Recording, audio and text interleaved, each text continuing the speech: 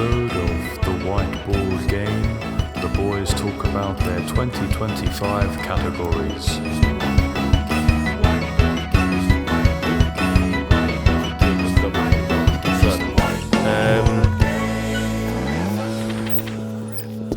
Hello, you. Oh. You know why you're here. I know why you're here. I'm ready. Are you ready? For season 3 of the Whiteboard Game! Let's go. Let's go. Welcome. It's been quite a trip. We can look back over the 2 years of Whiteboard Game already, and we can, celebrate how far we've come. We're probably both slightly taller, maybe. If we're lucky, I think. If we're lucky. I've got more grey hairs. And it's our year. And it's our year. Hell yeah. You are listening to the Whiteboard Game. This is a podcast featuring the two Idiot Twin boys. I'm Frederick. I'm Chris. We are back once again for a third year, and we are starting today by looking back on our listening, the music we've listened to in 2025. We are recording this in January. You're in March. There's actually nothing wrong with looking back in March onto last year. Bit of nostalgia never hurt anyone. Unless, of course, you've just been divorced or something, in which case it might be better if you didn't think about it too much. Hopefully you're not. Anyway, how you doing, Chris? I'm good. Yeah. I'll endeavour to keep this short. I've been fine, feeling good. I'm confident about this year. Yes, good. Confident about it going well. Good. The main thing I wanted to start in this section was to say, as I was editing last month's podcast, the final episode of season 2, I wanted to apologise for some things I said last episode. Oh dear. They were very naive and they don't reflect my true values. I don't even remember what you said. I spouted some foul lies about certain bands we talked about. I would just like to say, yes, I now know that Dennis Wilson is not the older Wilson brother of the Beach Boys. I said something else about them that I can't remember. They were all racist. And it was... they weren't. Incorrect. But what I'm trying to say is, for this season, I will endeavour to not speak from a place of naivety and actually do proper research before I open my mouth, as that is good for a music discussion podcast where you're discussing music. Yeah, I mean, we don't claim to be experts, but I suppose we put ourselves in that position. There is a responsibility that we need to acknowledge, yes. Or I need to. I mean, I don't even remember you saying that stuff, so... It hurts when you listen back to it and you go, yeah. Why did I say these things? I know I had a moment not too long ago and I had to message you about it and say that I've been just completely the members of Department of Eagles. I've been getting them so wrong. Daniel Rossen, yes, but it's not who I've said it is. It's another guy. So it happens. It happens. It does, yeah. But that's all I wanted to say. Are you doing okay? Yeah, I'm fine. Idiot Twin have had a very strong start to the year. We had a very successful show at the Theatre Ship, which sold out. We were joined by Alan Goring Lama. This is not in the correct order, but who cares? B.B. Donaldson and Archie and his Shuttlers. All of whom were very good. Exceptional. Pleasure to be joined by them. All together made for quite a remarkable night. At the time that you're listening to this, we probably just returned to the Theatre Ship, actually. Maybe, yeah. So that's cool. I think, what can I advertise on this one? Thinking time-wise. Look out for church-related shows. That's right. We've gone evangelist. We're going religious. And we're bringing you with us.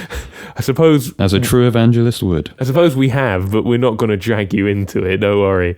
But look out for church-related shows. Look out for releases. We have released a single, of course, which I think is a banger. It's called Adult Blue Light. Please do listen to it. Let us know your thoughts.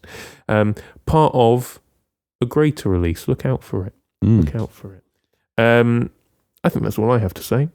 Cool. I guess it's the first episode of this series, so I'll very briefly run through what's going on. This podcast is basically a game. It's a game where Chris and I give each other 10 extracts of music, commonly between 30 seconds to a minute long. We have to guess traditionally, as standard, 4 things from that snippet on each extract. We have to guess who did the music, so band, artist, composer, what it's called, the year it was written with some ranges to be generous. We'll get into that should we need to, which we probably will. And the genre. Every now and then we throw in an additional topic for a bonus 5th point with each answer. This time round, seeing as it is our traditional, we do this once a year. We look back on music we listened to in the previous year. And what we do is we categorize it. We give 10 categories to each other and we say, these are the 10 categories I've used when selecting these extracts. It might be things like one of my favorite songs from last year or the best thing I saw live last year, that kind of thing. And we have to, when listening, making our guesses, align each answer to an appropriate category. So we'll get a 5th point for that if we get that correct. I think I've explained that. Yeah, very well. Cool, amazing. In that case, without further ado, let's talk about some music. If you like music, listen along. You might go, that's my favourite artist and they're talking about it, or you might discover something new. Either way, we hope you have a good time. We're going to. Cool. Unless Chris says something stupid again, he won't. I'll endeavour not to. He won't. 6 minutes, that might be a new record for us. It can only go... I hope that we keep beating it, is what I'm going to say. I hope that we keep trying to beat it. So, is it who... I always forget the mantra we have. You will be guessing first because you hosted. Who opens, guesses first. That is the rule. So... I'm going to make a prediction right off the bat here. I don't know how many of the current listeners that are listening to me talk listened to the finale from last series. Not in like a arrogant way. I think I did quite well in that finale. It was a very good game by yourself. Quite well. My prediction for this one is it's going to completely flip. I think when I was choosing my extracts, I kind of went, yeah, this is a bit obvious. I don't care. Give it to Chris. No, but also, some of these man. I have struggled on some of these. Back yourself mentally, man. I cannot back myself on weak structure. Back yourself mentally. It's like flipping supports made of cooked spaghetti. Anyway, we have... This one I do think I've given a good go at. Your first one. Now, I know that one of the... band/musicians that you were very fond of last year is internationally renowned terrorist, because he does say he has a bomb in his car quite a few Everyone times. was very scared, when he said that on SNL. I've got a bomb in my... or whatever it is he says. There's a bomb in my car! That's it, yeah. Meow, meow. There's a bomb in my car! And he just keeps screaming it. He don't stop saying it, no. I thought this was... Mr. Cameron Winter, but as part of the band Geese. I didn't know what it was called. I think he said The Great Wall at one point. I said 2025 because they did release an album last year. I said alt country / blues rock. I said it was one of your favourite 2025 albums. Wow. You thought you weren't going to do well. You have started with 3 points. Very good stuff. Thank you. It is Geese. He's got too recognisable a voice. Once you've heard Cameron Winter's voice, it's ingrained. You can't forget it. As I said to you whilst we were playing the game, he does just sound like that. He does just sound like that. It is not off of their new album Getting Killed, though. It is off of the one before, 3D Country. It's actually the title track. Oh, there you 3D go. Country. There you go. They don't say it in the song, but I'm pretty sure they don't say it. Country rock, indie rock. Yeah, I'm very obliged to have alt country, blues rock. It's groovy. 2023 was when 3D Country came out. And I've labelled this as one of my favourite songs I heard last year. Okay. Should we go through the categories, actually? Okay, yeah, you go through all the ones that you've got first. Yeah. Okay, so, as I say, the first one that I've used is one of my favourite songs I've heard last year. The other ones are favourite lyrics, a song I didn't get the chance to talk about, an album that depreciated, so I don't like it as much anymore. One of the most obscure songs I heard, an album I was surprised I liked as much as I did, a song that was recommended, and conversely to an album that depreciated, an album that rose dramatically. I did want to put an album that appreciated, but I don't know if that's actually grammatically correct. I also have a joker, so a song in relation not to last year. And then my favourite album of 2025, as you guessed for this one. Thank you. Would you like to do yours? Still guess. Yes, so let me do it in another random order again to not try and give any suggestions. Oh, I should have done it randomly. No, I didn't. Relax. So we have got, similarly to Chris, I've also got a joker, just something that hasn't really got anything to do with 2025. I've got, what order are we saying this in? Doesn't really matter. Something that inspired Idio Twin. So as in our music creation, something that inspired that. I've got something that comes with a vivid listening experience. When I think back to it, I remember something quite clearly. We've got something that was a disappointment in my listening that I expected more from. We've got something that I didn't get the chance to talk about, and now I have, so why not take it? We've got something that I'm describing as a key musical moment from last year. We've got something that was one of the best things I saw live. Something that was great, but also released in 2025. Something I couldn't physically stop playing or performing. So not just listening to, but actually sitting at an instrument and playing it. And then the last thing I haven't said is, a banger music of the week episode. Piece of music that had its own excellent music of the week episode. Yes. Nice. Okay. So back to Geese. Huh. Yeah, I would have listened to Cameron Winter's solo album Heavy Metal later last year, later in 2024, sorry.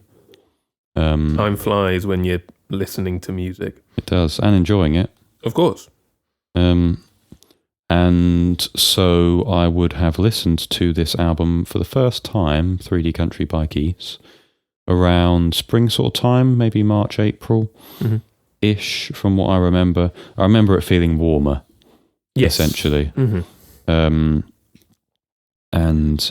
the way that I gauged how I would do this one is when I'm sort of out and about doing stuff, existing in the real world, I listen to some music, and most of the time that music will be a playlist of mine that's just recent songs I like. Can be anything, absolutely anything.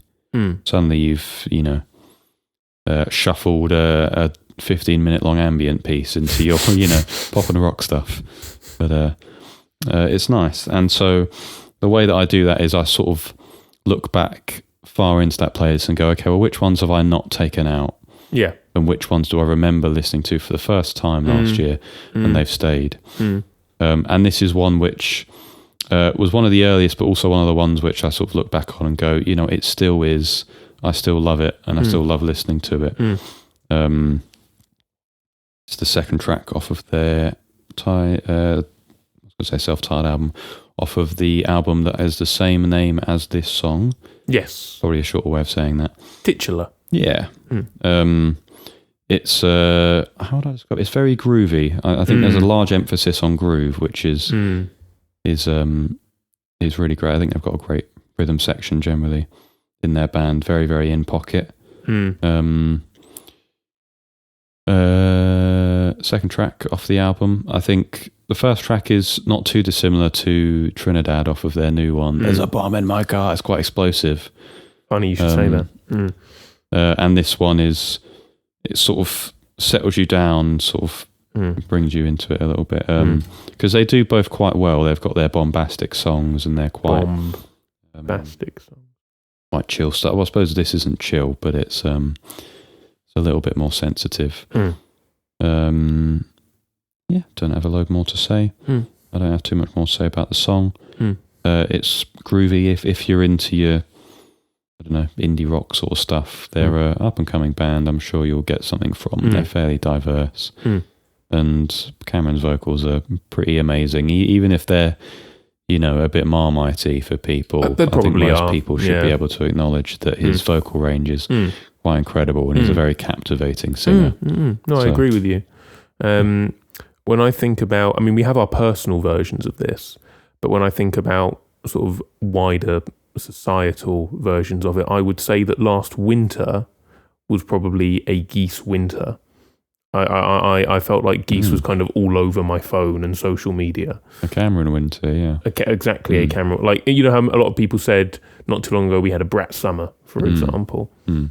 I feel like Geese were doing pretty well in the winter. It was crazy how big their stuff got. They performed on SNL not too long ago, and infamously, whilst it's become a bit infamous, amusingly, it just speaks to their how big they're getting, and it's really nice because I feel like there's not been a band as rocky, willing to take risks, that have really seen this attention for quite a while. People were comparing this guy to Bob Dylan. That's mental when you think about it. I can open up this new series with another Fred hot take. I don't know if I've ever. Well, we've never used Bob Dylan, so I don't know if I've ever had the opportunity. I don't get him. Fair enough. Don't get it. I'm not going to sit here and defend him. I don't really listen to a lot of it, but I find a lot of his stuff okay, from what I've heard. I just get it. Yeah, 3 points. Well done. Thank you very much. Thank you. Starting the year off with the average point score for an answer. Excellent. I suppose it's the way to do it, I guess. Your first one was very odd. It's like meme music. Yeah, is how I'd probably describe it. Yeah, because you go into the extracts initially sort of thinking, oh, this is going to be a very, not necessarily serious but credible piece of work. And you listen to it and you sort of have to detract yourself from it and go, oh, this is probably a meme song, a joke song made by someone. So you try and get in that sphere. Yeah. So you're not sort of thinking of like hip hoppy sort of indie rock sort of stuff. Who would do that? It's definitely not Dean Blunt. Who's this? I have put someone who used to be a Viner. But I know that they now. Well, they did sort of music production and stuff, and I think they've done some production for some fairly respectable names. So they're in the circuit, and I sort of tried to combine those two worlds of meme and music. I hear you. Because the music that I'm listening to is catchy. It is catchy. So I thought it can't just be made by someone who's massive goofball. You have to have some musical talent to make this.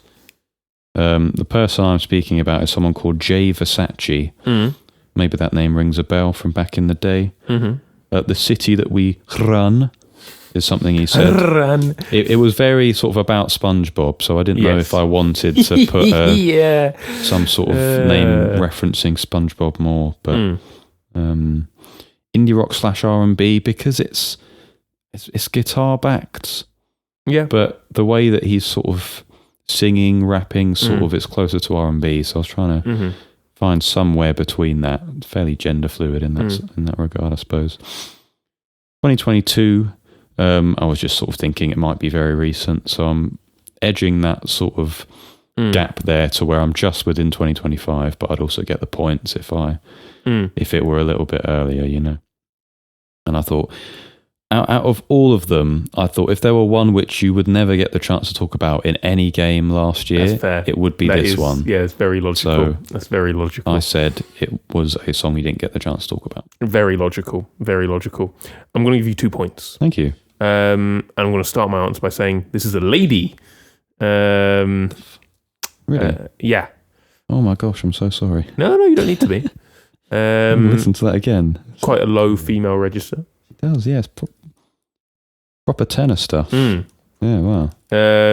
Which I think is part of the reason why. You are right to talk about the meme stuff. This did go hugely viral when it was released.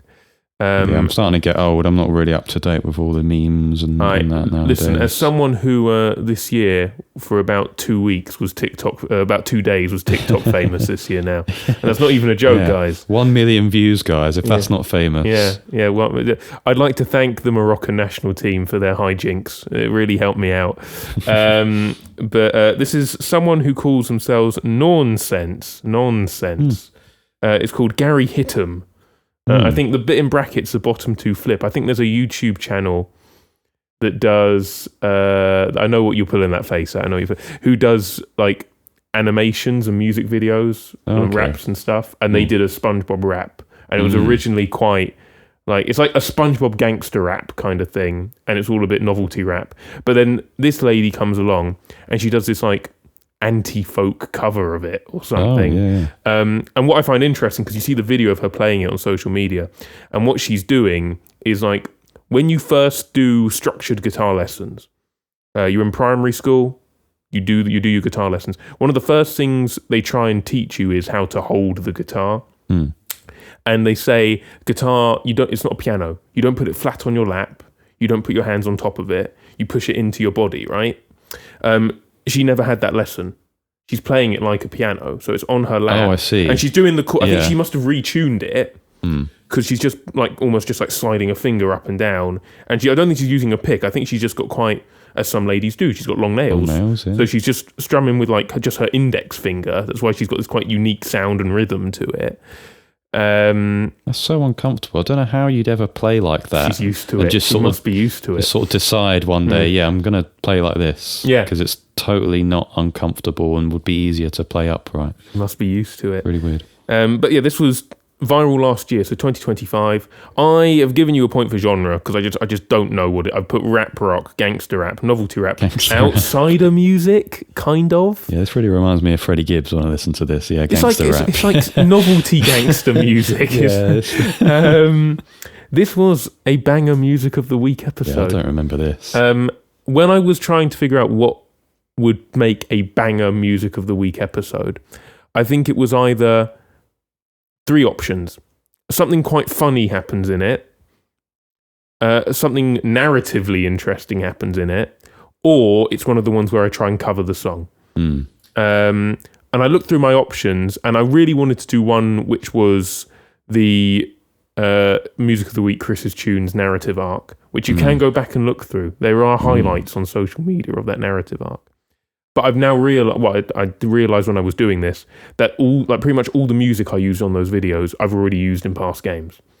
So I went, unfortunately, I can't do that. I did cover this song on that Music of the Week episode. I did play a bit of it. Got to find this now. I couldn't do it like her because I'm too used to playing, for all intents and purposes, the correct way. Like a normal person. Yes. I said for all intensive purposes, which is just wrong. For all intents and purposes. It's just quite fun. And I think what I find, because she's actually good.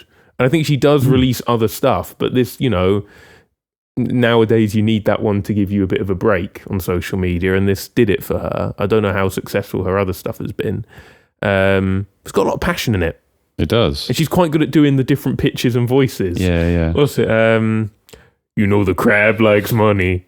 The sponge likes fun. The star keeps shining. Impressive. The squid likes guns. Ding, ding, proper Ween stuff. Yeah. Honestly. And then she does the whole Gary Hit'em with him. Meow, meow, meow. And then suddenly you've got 3-part harmony as well. And you go, oh, that's actually quite good. Yeah. I respect her for what she did. She gave it a go, and the internet kind of went, I actually love this. So, fair play. Yeah. Miss Nawnsense. 2 points for you, Chris. Thank you, yeah. You're welcome. For the uninformed, Music of the Week is something that Fred does on our socials. Every week, chooses a song to speak about. I do. And I'm going to have to scroll back because I was convinced that I would recognise at least one of these and go, yeah, this was on Music of the Week, but I didn't. So, well done. Thank you. I could very easily make jokes about you being a fake fan and not knowing all Music of the Week episodes. When I am busy or Chris is very eager to do one, you also are gifted to a Chris's Tunes some weekends, which is also a blessing in of itself.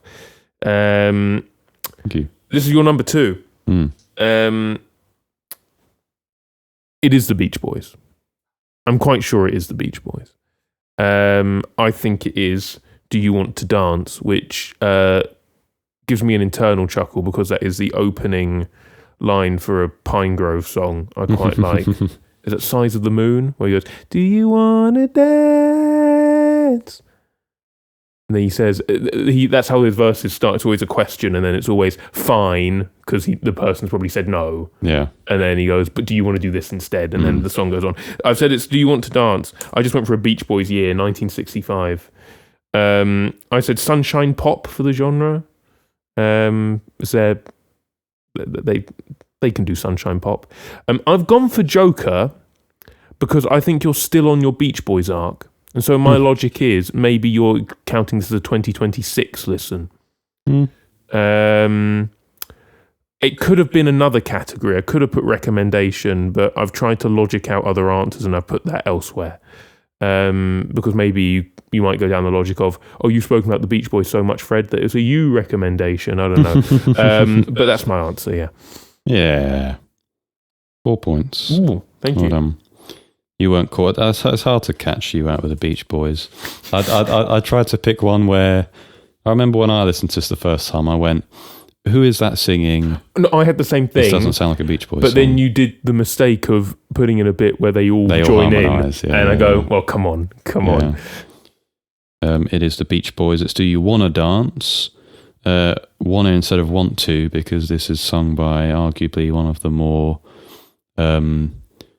laxed members of the group in Dennis. The middle Wilson brother. Let the record show that is what I know to be true. As we've always said, yes. It's more pop rock. It's not massively sunshine pop, but I'm willing to give you that. That's very generous. Thank you. It's one of those ones which I listen to and I go, it says it's pop rock, but I also don't really know what I would put other than pop rock to say what it is, because it doesn't totally feel like pop rock. It's exactly 1965. And I had it as album I was surprised I liked as much as I did. Now there's some that I've used that are just sort of like,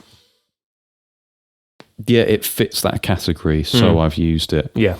So expect that to show up a little bit. This is off of their album, The Beach Boys Today, which I would dub as their Rubber Soul. Yeah. Sort of like the climax of their early years. Tremendously consistent as well, in my opinion. All of the songs are just great. But it is early Beach Boys, so it is, it's moving a bit more away from the sort of surf rock, vocal surf sort of stuff. It reminds me more of like, I don't know, The Seekers, from what I've heard of them. But Brian Wilson's writing it. So it's proper consistent and good. My goat. It's a cover, I think. And that's as much as I'm going to say about the song. Now I'll speak more about... I think... I wasn't expecting to dislike an early Beach Boys album, or early-ish. It's only, a year before Pet Sounds? That's not really that early, is it? No. But I think it was just the fact that I liked it as much as I did, and I wanted to use that as like a microcosm of what I've heard of their stuff generally as well. Because I've had it before, and you can probably attest to this with certain bands you listen to that just really do it for you, and you get it. Ones that I can think of are Ween and Pavement, for example, where there'll be songs you listen to and you're like, if it was another artist, you would just sort of be like, it's all right. But because it's them, because it's Peter oh Gabriel, my gosh, this is amazing. Yeah. And that's sort of the feeling I have with the Beach Boys. And in that way, I'm surprised that I have that feeling towards the Beach Boys. I wasn't necessarily expecting to like as much of their stuff as I do. I've listened to lots of their albums now. I'd just like to shout out the 3 albums between Smiley Smile and Sunflower. They're all underrated. Wild Honey. Who'd have thought that they'd write a soul album? Like, what's going on, man? Yeah. Friends. I thoroughly enjoy Friends. It feels like a nice rural walk. Yes, that's a good way of putting it. Very serene, very pretty. And 2020. Look, I get what people say. It's just offcuts of stuff that they had saved, and they made an album with it. Yeah, but some of those offcuts are their cover of "I Can Hear Music," which, in my opinion, is Carl Wilson's best vocal performance in their band. Is if you sort of think that Ronnie Spector sang that in a sort of like a low alto sort of range, and Carl Wilson is not singing it in a different octave, like he's singing it at her pitch. Yep. Tremendous vocalist, amazing singer, underrated musician as well. The fact that he led them live after Brian Wilson left, incredibly inspiring. And Cabin Essence is off of that album. Come on, man, what a song! We can't forget that. Beautiful chords, very quaint. I think it was I think I said this to you in that. It's great that a band with so many summery songs have a song that feels so intrinsically wintry. Yep. In Cabin Essence, it's very nice. And as I say, I think with the Beach Boys, it's unfortunate that a lot of their lesser stuff is going to be clouded by, Pet Sounds being the biggest one, and for people, fans of big archival stuff and that sort of thing, and Smile Sessions is going to be something that you have a lot of respect for. I am yet to get to that. I'm trying to get all of this stuff done before I potentially have my mind blown. I hope. It's in listening to all these albums. I'm just like, I'm surprised I like them as much as I do, because they are very weird. Yes, and people don't give them credit for how daring and weird they were. So yeah, there you go. Have you seen the Grand Coulee working on the Grand Coulee? Can't remember what that version of Cabin Essence had. I don't remember how much they expanded on the Smile Sessions. I don't think it had that. Oh, you're in for a treat. Okay, I'm going to shut up. You're in for a treat. But yeah, I think I don't know how much of what people kind of refer to as the dark period of the Beach Boys you've done, where they kind of go like Kokomo and stuff. Oh yeah, I've got close to. I haven't gone that far because I've gone as far as I want. I've gotten up to the Beach Boys' "Love You." Yes, I haven't gone further than that because that starts to get into the. We're going to let Mike Love write everything now. Yeah. Worst decision. I mean, I don't mind Kokomo. I think Kokomo's perfectly good. I think it's probably by some distance the best of a bunch.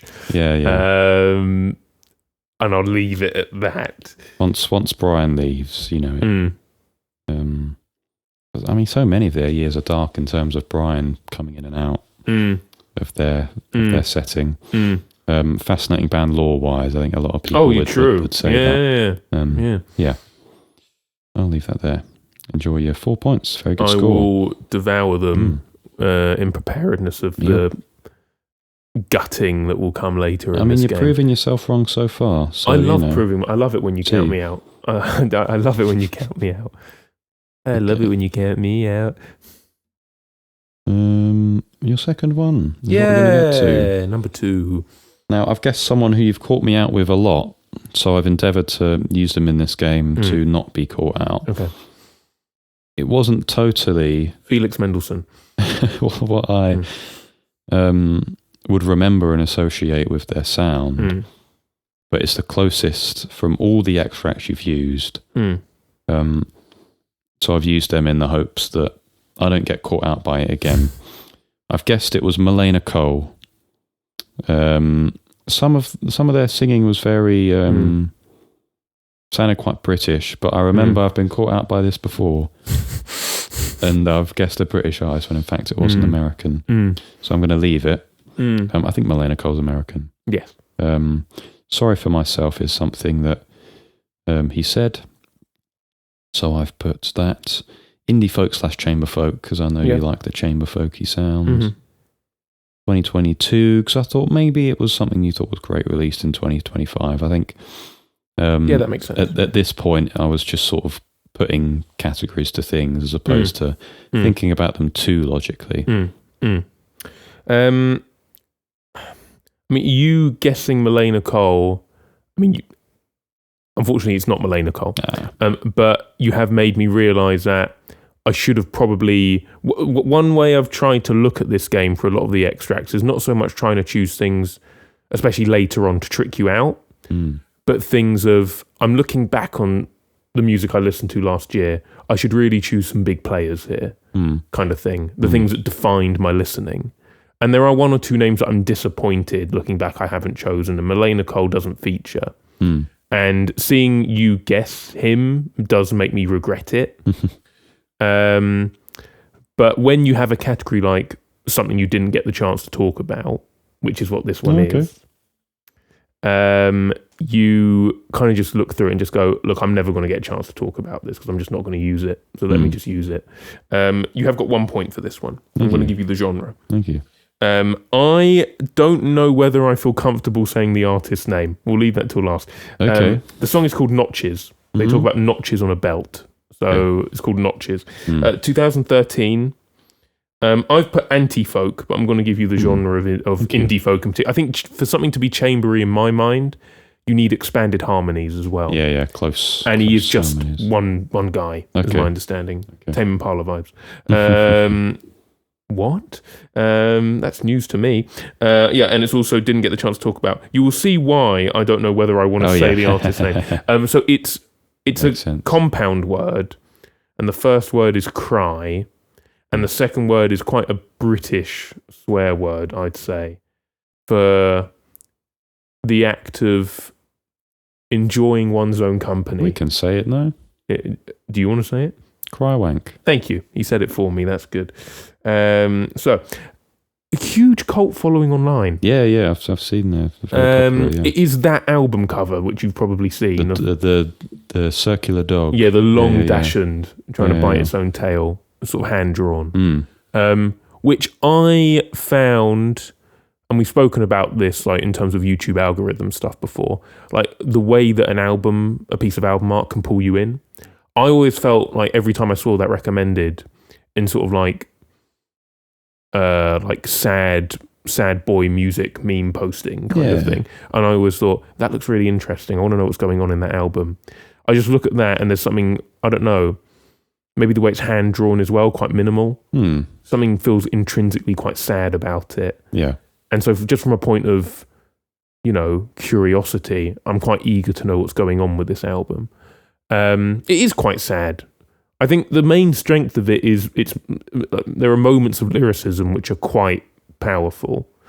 I can't think of necessarily any examples off the top of my head now because I haven't listened to this in ages. But yeah, I think that's its main strength. Other than that, I don't really get the hype. Other than I imagine it's kind of connected to some kind of community and how personal the album is. And so a lot of people have gone, oh, this really speaks to me. And so therefore let's push it to the moon kind of thing.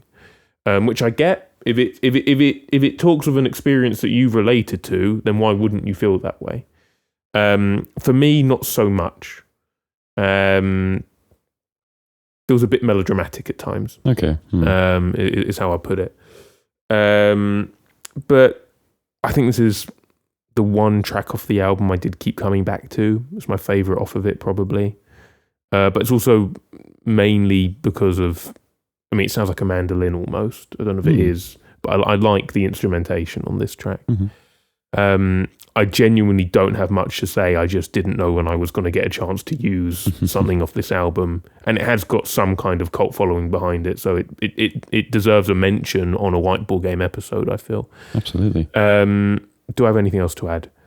Listen to it if you want. It is pretty sad, but I can think of worse. I'm not going to put it in my, approach with caution list, which is growing, but it's not going to make that list, I don't think. Fair enough. 1 point. Thank you. Yeah, I've heard of them as far back as like school.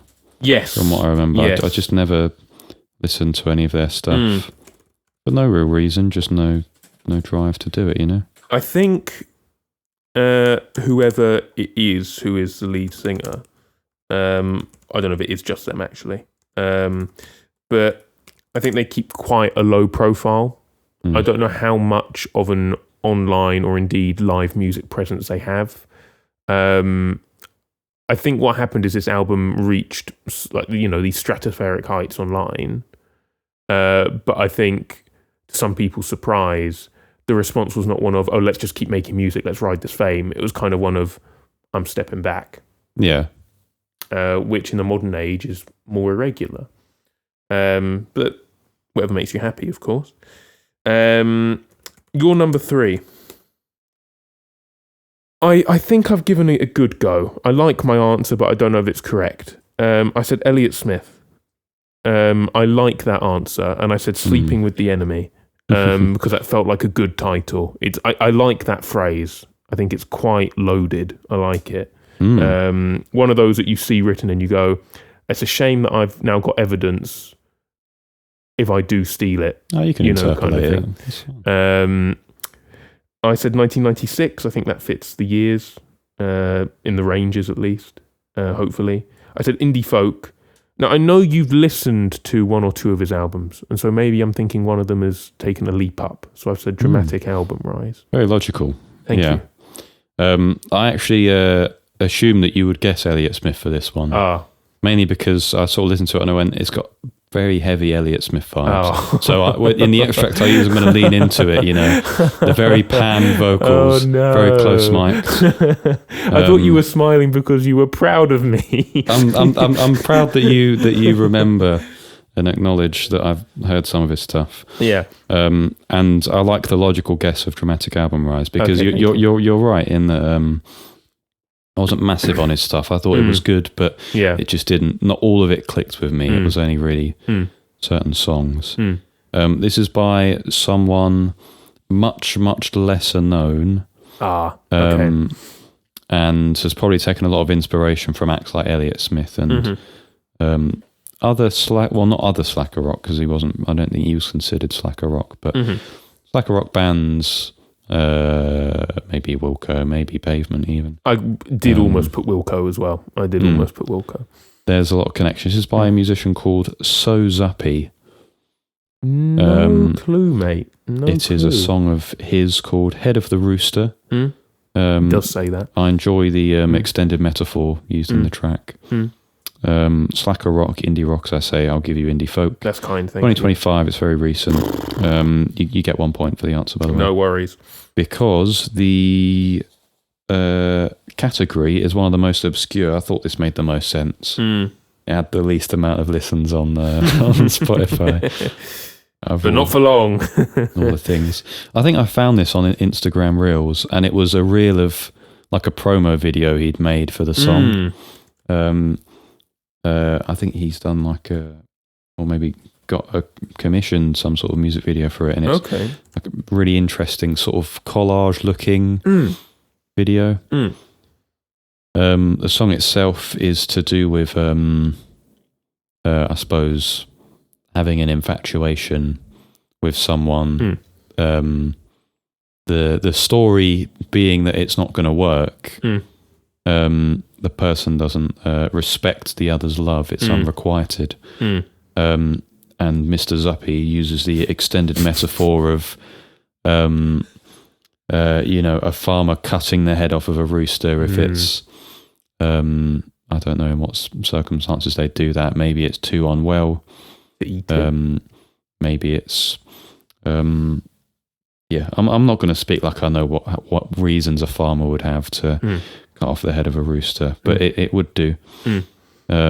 And he uses the idea of, running like a headless chicken, the act of like, being, I don't know, showy, maybe, to exact some sort of attention from someone. I think it's quite a well-written song. I like the extended metaphor. Mr. Zuppy's not too... he's not got the largest following online, but he's much like us. He's a budding up and coming musician. I enjoy the song greatly. It's on my recent faves playlist. I just like that slacker rock sound. You know, to acknowledge the amount that I like Wilco, I don't do as much as I listen to them justice, if that makes sense. Need to go further with them. But yeah, that's as far as I'll go with that. Yeah, more success to you, Mr. Zuppy. Yeah. I mean, look, I think it goes to show that and I think this is one of the most important messages I will ever have on a podcast or a music of the week, or when I'm, rambling on stage at a gig or something, and that is, do just give the independent stuff a chance. Like, really give it a chance, because I've sat here really content with the idea that was Elliott Smith. And that goes to show that there's genuine quality in what I've just heard there. You will be surprised at what someone trying to make the best out of their provisions can come up with. A lot of amazing stuff out there if you just look for it. It's not hard. You can find it. Yeah, so many people are so creative and talented. Exactly. And deserve to have their voice heard. On a completely different note, I do remember that Mum's dad, Paul, did remember when he was growing up in Cyprus, because what the majority of people did was field work. It was a village almost in the mountains, and it was, I want to say it was his dad or someone in the family that tended to things like chickens, and there was a lot of head removing, and so he would tell me that it is true that you cut the head off and then the animal does keep running around in a panic. And I think, I'm not sure if he did manage to stomach it and go ahead with it, or if it was just so horrible that he just refused to do any of it, even though probably his family said, come on, you're a man in the family, you've got to do it. Yeah. But so there you go. I have had someone in the family who at the very least had seen beheaded chickens. So there you go. Small world. Thank you so Zuppy for reminding me of this. Yeah. I'll move on to your number 3, which was an uncertain one for me. I caught the vibe. Yeah. But I couldn't catch the singer. I didn't really know who it was. So in a bid not to risk it being, someone who for a biscuit you might listen to a lot, and I've just misinterpreted it. I've gone for quite a key player in your musical listening. I've gone for Peter Gabriel. Valid. Completely valid. I don't necessarily think it's him, but it sounded 80s. And I know that's an era of his that you enjoy a lot. Full of Doubt is a phrase that was said, so I put it as the title. Pop rock. Rocky and poppy, in a dissimilar way to the Beach Boys one that I also put as pop rock. Yeah. Not similar in any way. 1983 was the year. And I put Joker. Again, this was just one that I categorised late. Yeah. And I thought that if I am going to guess it's Peter Gabriel, and I know that you've listened to quite possibly every Peter Gabriel song ever made, it's unlikely that you would have listened to any of them for the first time last year. That's completely true. My current debate is whether I am picky with the fact that I really...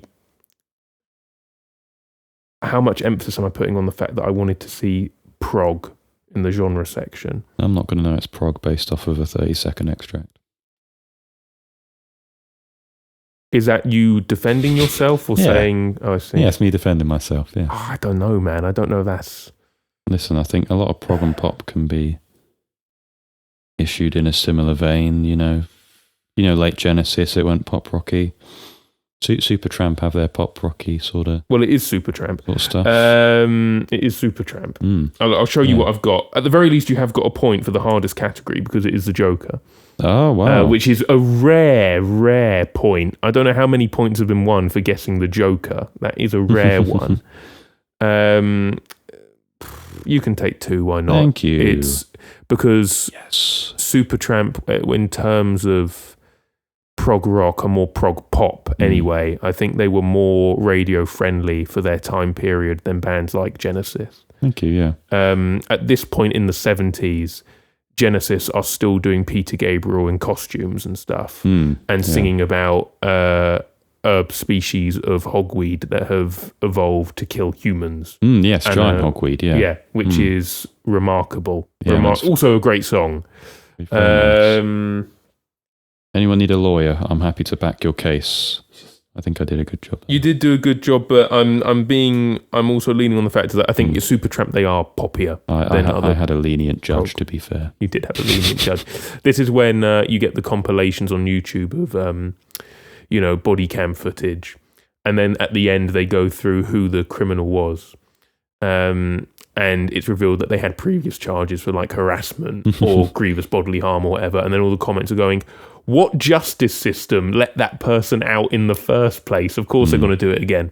And of course, Chris Wool managed to get genre points out of me again. So, but yeah, I'll settle for your 2 points. This is Supertramp. It's called School. It was released in 1974. I put prog rock. I mean, I put prog rock and prog pop. So both rock and pop are there. Yeah. And it is my joker because this is something I started my Supertramp listening at the end of last year, and I've continued it into this year. And this is off one of their very, very well regarded albums, Crime of the Century, which is a great title. And I listened to that for the first time this year. So I'm saying this is a 2026 listen. That's why it's a joker. I see. They are remarkably consistent, Supertramp, is what I'm learning. Crime of the Century, very good album.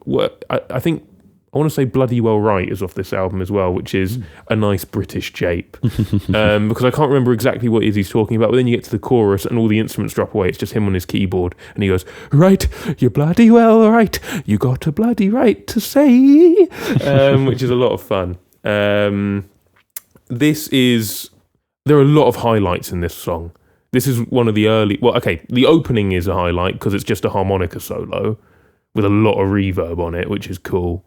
Then you get this sort of field recording of kids on a playground, and then you get a perfectly cut scream into the second verse, which I love. Dad loves that point as well. Anytime I mention school, he goes, oh yeah, and the scream.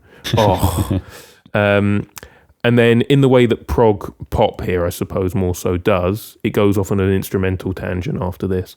And then out of nowhere, because it's what maybe Supertramp's best instrumental work is, you get a massive keyboard solo. And it is unbelievable. It's one of those where the first time you hear it, you just go, you have no words.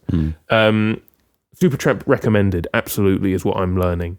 If you're listening to something like Genesis and you go, I just don't get, like early Genesis, I just don't get it. It's too weird for me. You can still get the progressive element, but in something more digestible with a band like Supertramp. Exactly. They got 2 main vocalists. You've got Rick Davis and Roger Hodgson. Rick Davis, who passed away last year. Yeah. One of them has a higher voice, one of them has a lower voice. Can't remember which is which. Both very good in their own right. 2 points. Take them before I change my mind. Thank you. Let's quickly move on then. Let's move on. Actually, Chris, let's move on to your number 4, which I am intrigued to know why this has been included. I have said, first thing I'll tell you is I've said absolutely this cannot be the Joker, because why would you use your Joker on Promiscuous Girl? Why would you do it? It feels too purposeful a choice. I believe it's Nelly Furtado, and I think it's Timbaland. I should have put a question mark there. In my notes, it's a question mark. I think it's both of them. Promiscuous Girl. I said 1996. I just went for the R&B years. So R&B. Maybe someone has recommended Timbaland's production work to you. So that's why I put recommendation. Okay. I'll give you 4 points. Thank you. One of those points is for the category. Let's go! Well done. You were right to think that it is both Nelly Furtado and Timbaland. Amazing. I'm not sure how much Timbaland actually sings on a lot of the music he produces. I mean, this is a categoric one. I suppose it's just called Promiscuous. I'll give you Promiscuous, girl. Oh, okay. Well, that's very kind. Thank you. Dance pop / R&B. It put dance pop on Rate Your Music, and I thought, I get that entirely. It's a swag beat. It's a swag beat. That's an actual thing. Swag You're beats. joking. No. Swag beats are an actual thing. I think that's amazing. I think that's wonderful. 2006 was when it came out, though. You're 10 years out. Blimey. Okay. Yes, this was a song that was recommended to me. I'm using that term loosely because I wouldn't necessarily say recommended. A song I was subjected to maybe is probably a better turn of phrase. Had you heard this song before last year? Probably. Okay, good. But I hadn't sat through consciously digested the sensory overload that is this song. It is in reference to a time in September that I went to see a friend of mine in Cheltenham. He's moved to Cheltenham and he's doing some work up there. And me and some of my friends from school went to see him, which was very nice. School? Supertramp reference? And one of my friends from school drove us up there, very kind of him. But that does mean that you have to listen to the music that he enjoys. And this was one of the songs that were on it. And I remembered it distinctly because it played quite a few times when we were in his car. Brilliant. Which that's fantastic. To break the ice now, did not have a problem with. It is a banger. It is a great pop song. It is a clubhouse classic. Absolutely. It's a clubhouse classic. Yeah. Great tune. I mean, I must say I'm fond of the swag beats production of Timbaland and Pharrell Williams as well. There is quite a few Justin Timberlake songs that I do think are absolutely brilliant. He's helped a whole generation count to 4. Pharrell, he's done very well. Very enjoyable production, and there's like a wave of like YouTube producers who are sort of making swag beats as well and showing you how to make swag beats. So it's clearly, an interesting thing and very cool. Can't talk right now, watching swag beat tutorial. But I mean, it makes sense why they're called that, because the songs, the beats themselves sort of make you feel good. They make you feel swag. Like your swag. They make you feel cool. I'm at most times I wouldn't consider myself a cool guy, but when I'm listening to this song, I feel cool because I feel like I'm listening to a song that other people actually like, and it's not just me and my own infatuation over a lesser known Beach Boys song. I mean, super groovy. There's sort of like an emphasis on I suppose there's like a minimalist emphasis in swag beats that I'd like to mention as well. I think in the 2000s, generally there was an emphasis on beats that production wise weren't like over the top. There was a lot of like laid back in terms of instrumentation and sort of making it sound big, I suppose. Which I have a big appreciation for. I think it was a great time for music producers because you could just be as wacky and creative as you want, as swag as you want. Let it out, and you could very easily get a number one by doing it. by just being swag. There you go. I haven't said anything about Nelly Furtado. I don't know any song of hers beyond this. I just think, I mean, her vocal performance is great. I think her and Timbaland work off of each other brilliantly well on the track, and very enjoyable. If I happen to be at a club, best believe I'm praying they play this. Chris getting down in like attic to Promiscuous. It will get me on the dance floor. That's all I'll say. It will get me enjoying my time there, or at least trying to. There you go. Go to Brighton. Go to the gay clubs. Go to Heaven. Pray they put on Promiscuous. Oh gosh. I like the thought that there is a red pill, blue pill scenario of Nelly Furtado or Nelly. You must choose one. I know which one I'd probably choose. Yeah. I have no opinion. Probably the safe stuff. Yeah. You're number 4? Yes. Oh, I've just accidentally I've minimized, would be the correct term. Browser, let me remind myself of your next one. I guessed that this was a band you've mentioned in recent episodes that I know you like a good amount.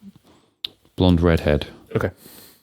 I guessed it was called Buy Some More. She said it in the track. She did. I don't think you've played an extract of theirs where she has sang, so I can't base what I hear her vocals being to any sort of gauge of that this is Blonde Redhead, is what I'm trying to say. But the vibe of it reminded me of some of their other stuff that you've played me. Indie rock, I didn't really know what else to put there. Fair. 2013, that felt like a year reflective of some stuff of theirs you've played to me before, maybe. I can't remember. I put a vivid listening experience as well because you've mentioned before that you had been listening to this a lot around the time you were commuting to and from an old place of work. And I know that was a vivid time, I would probably describe. Yeah. Again, very logical answer, and for that you should be proud of yourself. Thank you. I'm going to give you 1 point for the genre. But even there, I think it's one of the kind of thing that if we were to get a large enough fan base from this band in particular, I think if I gave you the point for indie rock, I think some people would be quite upset. People can do well on this indie rock, mate. This is, you definitely know who this is. This is Sonic Youth. Oh. They're indie. They're alternative. It's fine. It's called The Sprawl. So this is Kim Gordon, right? Yeah, well done. Well done. Good. I have heard some Sonic Youth before. I just never made the connection. Yeah. I heard they got a lady singer and a non-lady singer. Thurston. And yes. That's a crazy name, by the way. Yeah. Never heard anybody else called Thurston. I've heard of Theakston. I've never heard of Thurston. What's this song of theirs I've heard that Kim Gordon sings on? It's not Needle in the Hay because that's an Elliott Smith song. But that's what I wanted to say. It's probably something off of this album. Okay. Because it's their biggest one. You've seen the cover for it. It's Daydream Nation. One with a candle. I think it's called Daydream Nation. Released in 1988. I've got art punk, slacker rock, alt rock, noise rock. I think you could also have prog rock in a way, because it does go off on a big instrumental bit after this. I put this in the disappointment category, which is, again, if we have got a large enough Sonic Youth fan base listening, I think they'll forget the genre point and hear me say that and go, you're in trouble, son. That being said, I've kind of cheated a bit because I did about two or three of their albums, and I did like this one. But I'm going to sort of use an opinion that my dad uses about music sometimes because he subscribed to this music magazine called Uncut, and he gets one every month, and they will send him with it some kind of CD, which is either tracks of new music they like, or celebrating an artist, or celebrating a genre, that kind of thing. It's a compilation. But so a lot of these will have things he hasn't heard before, but he'll like, and he'll go and download the whole album or whatever, and listen to it. But he very often has his opinion of, is it not such a shame where you hear the track that everyone raves about, and then you listen to the whole project, and you go, that was the best track they've done. I'll expand it to a bigger thing to summarize my opinion on Sonic Youth.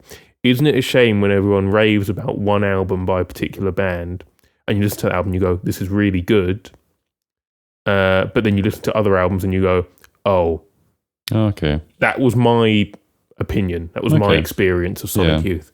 I think it's because their other stuff is much noisier, and I don't really personally vibe with noise rock that much. I guess particularly abrasive noise rock. I don't really dig it. Like they've got an album called Goo, which I think is also quite well rated, but it's much noisier, and it just didn't do it for me.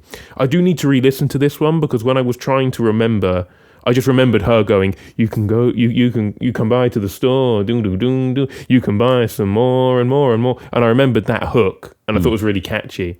And when I was flicking through the album trying to remember which song it was, every single 30 seconds or whatever of each song I listened to, I went, these are all quite good. I need to re-listen to this album. I need to reassess where this one sits. But yeah, just other than this one, I'm sorry, I just didn't get it. Sonic Youth, and I know they've got a very popular fan base, but I just they've got very popular following. I'm wording this poorly. They are popular, is what I'm trying to say. They're very popular. Yeah. Very well respected as trendsetters as well. Oh, absolutely. Yeah. But I just, other than Daydream Nation, man, I don't get it. So yeah, respect this album, but other than that, not for me, I'm afraid. Still very iconic band. They do deserve flowers. But yeah, that is one point. Oh, thank you. Yeah, the song I was thinking about was Bull in the Heather. Yes. Because I've listened to not any of their albums, but I've heard some songs by them because they've come up in like just sort of Spotify. Yes, I thought so. Playlists that I wanted to listen to some grunge, and it gave me some Sonic Youth. That makes sense to me. It's noisy, I guess.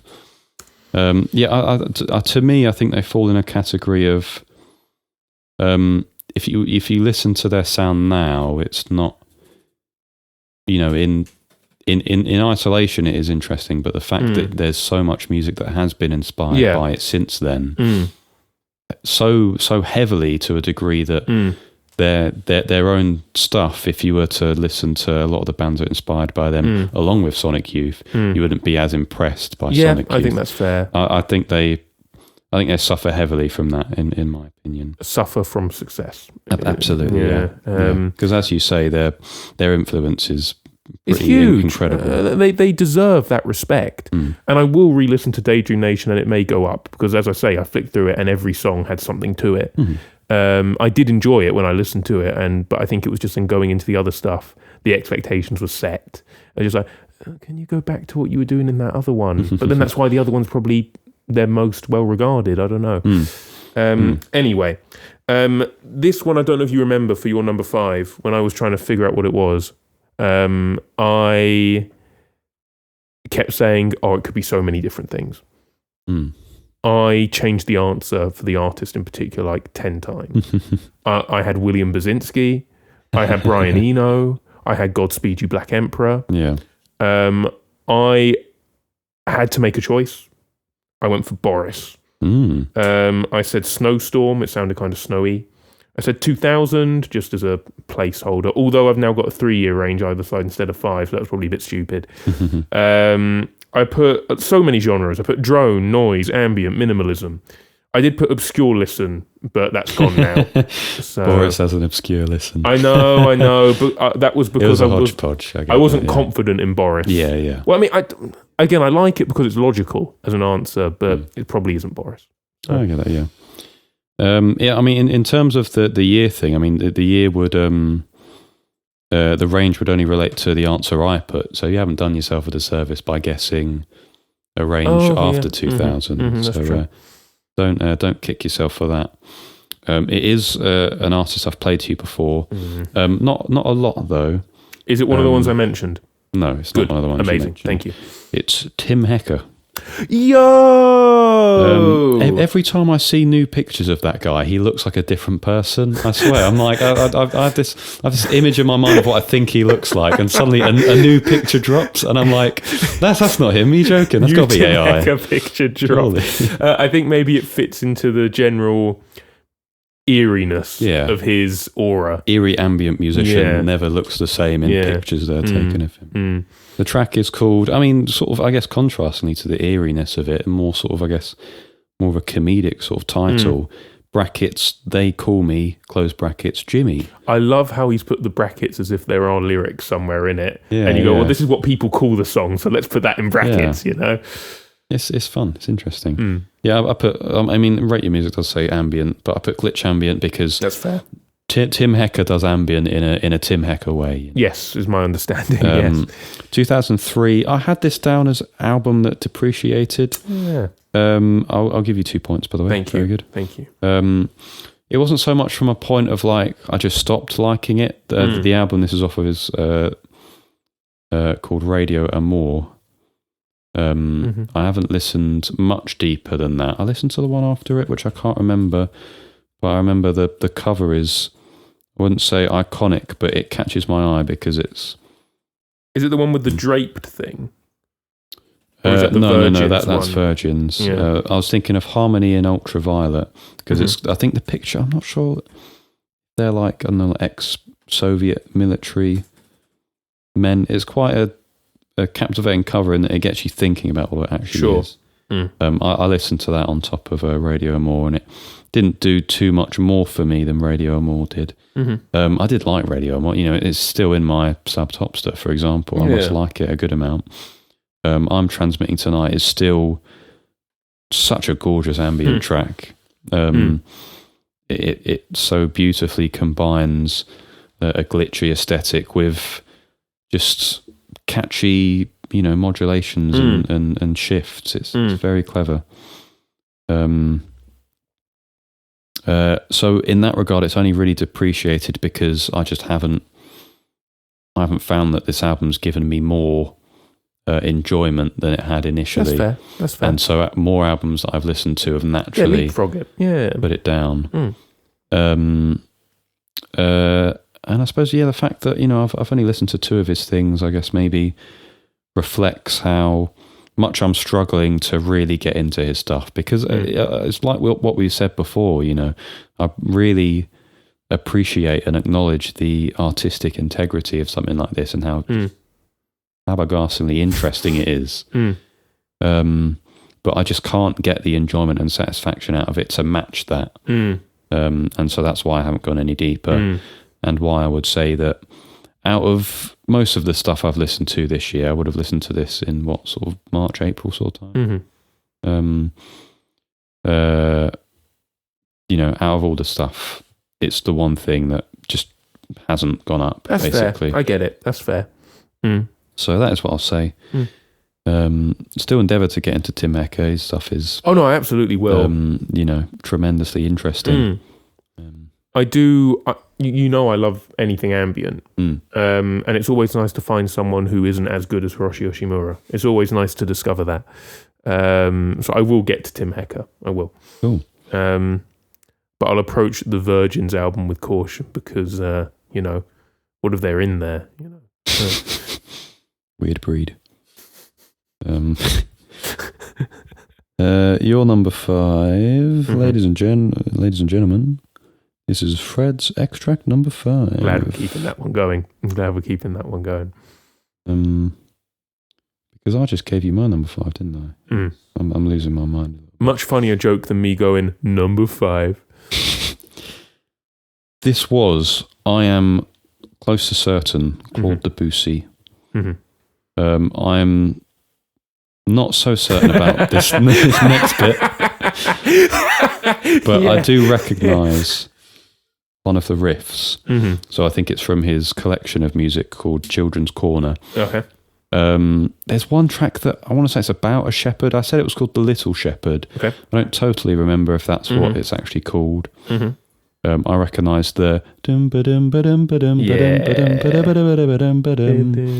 there's that riff from that song. I mean, it could very well be a latter song off of Children's Corner where he's interpolating melodies from pieces before. I don't know. It's very possible. I played it safe though. Impressionism classical. 1902, fairly comfortable Debussy year, I think. And this one was one of the ones which I put a category for very quickly. Yes. Because I know you love playing the music and performing the music of Debussy. So I guess it was something that you couldn't stop performing. You couldn't stop playing. You have earned yourself a juicy 4 points, I believe. Thank you. Only just 4 points. It could have been 5 is what I'm saying, but you're only just out year-wise, I'm afraid. That's the year one. Yeah, I know. I'm sorry. You did all the hard bits one really of the easier well. Ones. Yeah. It is Claude Debussy.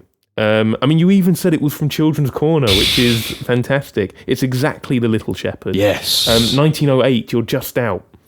Just out on your 5-year range. Just out by 1 year. So much rage inside of me right now. We get to see a 5-pointer today, folks. I know for a fact I'm not getting it from this point on. I'm edging that 5-pointer. I think, Chris, I wouldn't worry. I think you've got another 2 or 3 good chances in the second half. Impressionism. I think we're definitely in his impressionist era now, even though he didn't like it as a word. It's because, it's called The Little Shepherd, and it's meant to sound like the shepherd. It's impressionism, mate. Get over yourself. He preferred the word symbolism. I don't know why. Maybe it felt more sort of... Because it gives an impression. Is that not as obvious as a symbol? Maybe that's why he's offended. Yeah, maybe a symbol is more sort of washy. Maybe. And he's like, no, this sounds like a little shepherd. I don't know what you guys are saying. Exactly. Maybe.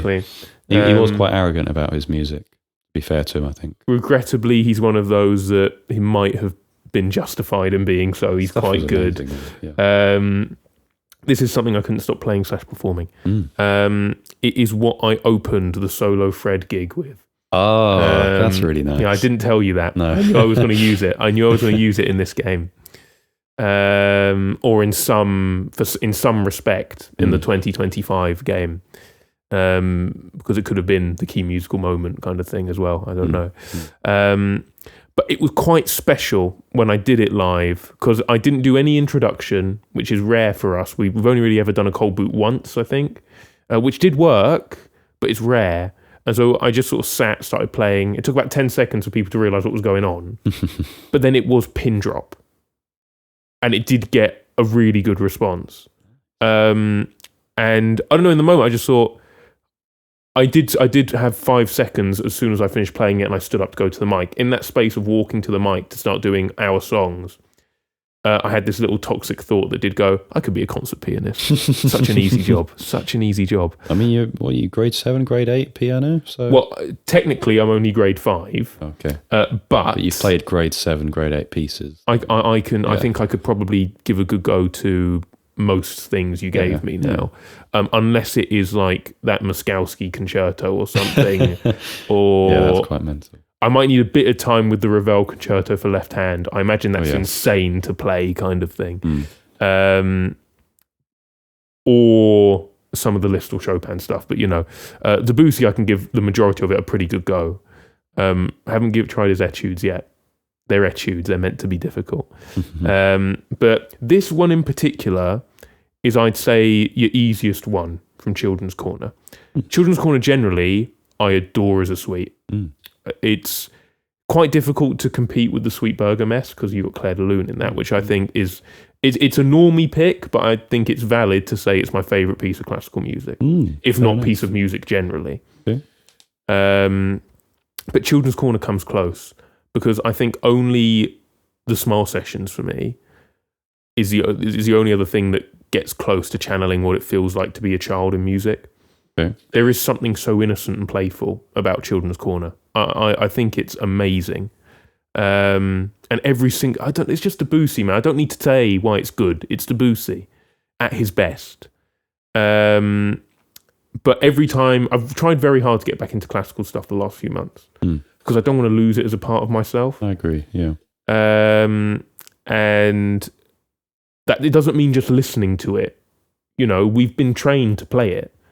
And so I've got all that sheet music downstairs. I'm guilty of times not touching for months. But I've tried very hard to at least once a week or whatever, just sit down, have half an hour, just do something.